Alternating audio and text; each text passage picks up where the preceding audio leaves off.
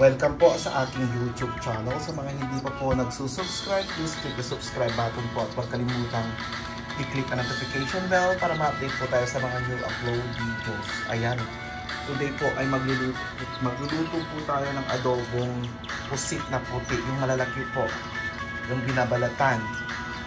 Ayan po, kinat ko po siya in cubes. Ayan, binalatan ko po yan at inalis po yung matigas sa gitna at pati po yung mata-mata niya. Ayan. Siyempre po ang ating mga sangkap, dyan po ang ating bell pepper, ang ating sili.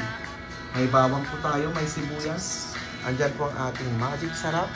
Andyan po ang ating mantika, oyster sauce, andyan po ang ating soy sauce, at ang ating seasoning calamansi po. Ayan. At siyempre po ang ating main ingredients, ang ating pusit na puti. Ayan. Ayan po, ginigisa po natin muna ang ating bawang at ang ating sibuyas. Ayan po. At isusunod ko na po ang ating pusit. Ayan. Gusto ko po ang ating pusit ay maanghang, na matamis, na medyo may pagka-asim.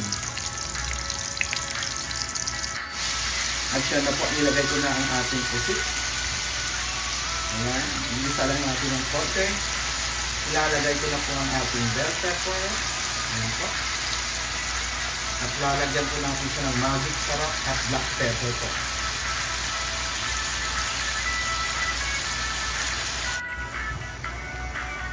At yan na po, nilagyan ko na po siya ng oyster sauce, soy sauce, magic sarap, black pepper.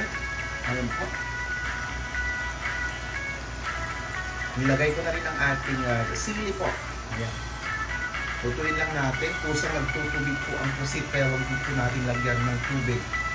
Ayan, kusa po itong nagtutubig.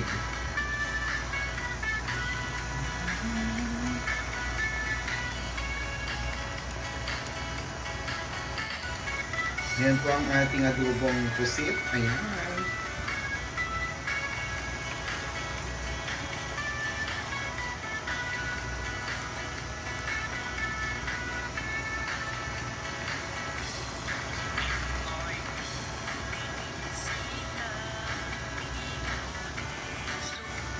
Ayan na po ang ating finished product po, ang ating adobong pusit.